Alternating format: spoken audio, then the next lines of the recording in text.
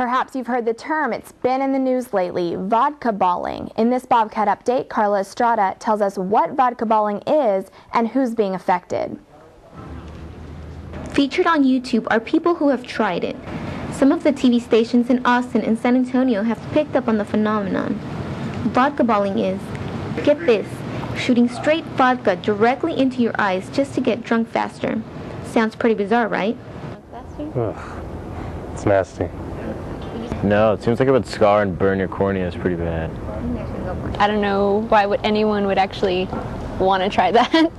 I guess they're just maybe trying to be extreme and trying to put themselves out there. Julie Eckert of Health Promotion Services at Texas State says putting alcohol in your eyes can be more than painful. It can lead to blindness. She says there's a big difference between drinking alcohol and putting it in your eyes. People that use it claim that they feel drunk quicker. There are experts that are skeptical about that because people who are doing it are usually already drunk. And experts are skeptical that that's actually what's happening, that they're already drunk when they're doing it, that you're not necessarily absorbing the alcohol quicker. Because there are blood vessels by the eye, and it causes thrombosis, so they're starting to clot, which means that the alcohol may not necessarily go if the blood's clotting. Eckert also says no cases of vodka balling have been reported at the Student Health Center. This is the first I've ever heard of it, and we have heard nothing about it at Texas State, in terms of Texas State students doing this. Local bar owners are skeptical. The ones we talked to haven't seen anyone engage in vodka balling. I'm very surprised that people would do something like that out, in public. That sounds like something teenagers do at home because they're dumb. I think there are much less painless ways to get intoxicated if that's what you want to do. Seems the only people that know what vodka balling is heard about it in a news report. Nobody that we talked to seemed to be familiar with vodka balling, so this could just be another case of media overhype or a video gone viral and not a new drinking fad. For Bobcat Update, I'm Carla Estrada.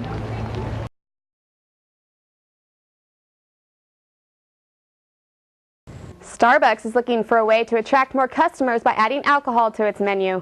According to USA Today, the coffee chain gets 70% of its business before 2 in the afternoon. So to attract more customers, the chain is expanding its choices to include beer and wine. The first store to change its menu is in Seattle. If it's a hit, Starbucks will likely expand the new menu and redesign to about half of its 16,000 stores nationwide. Starbucks has 2 stores in San Marcos, one in the LBJ Student Center and the other near the Centerpoint exit off I-35.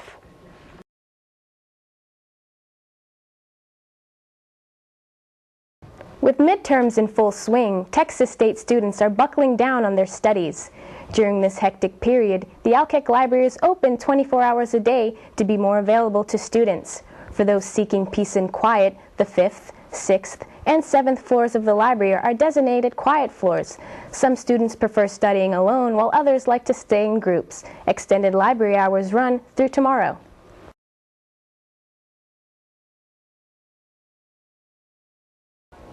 Mass Comm Week is underway at Texas State. This year's focus is on where the media industries are headed and how they can be sustained. San Antonio Spurs announcer Bill Schoening and Texas Tribune CEO Evan Smith are just 2 of the names highlighting the week's events. Mass Comm Week concludes Thursday with sessions about the future of television and how to survive economic uncertainty.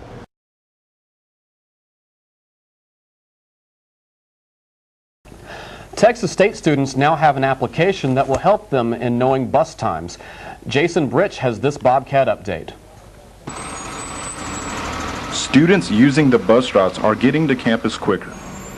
Next Bus, a bus tracking application, is helping students know their bus's location. They won't have to wait as long to catch their bus. Even though the application is new, the TRAN system will not change how it operates. Really, as far as the way that we drive the routes and the way that we, do our job, it hasn't really affected anything. The application on the iPhone and online at nextbus.com provides up-to-date routes and estimated arrival times. It covers all routes for the Texas State Tram. Even though the application has made great advances for students arriving on time, some adjustments need to be made. Its predictive abilities for the students isn't where it needs to be yet, and that may take another couple of months for us to get there. Texas State enrollment is at an all-time high, and the university is doing everything within its power with the resources it has to get students to campus more efficiently. This application is only the first in a long line of resources the transportation system plans on using. For Bobcat Update, I'm Jason Bridge.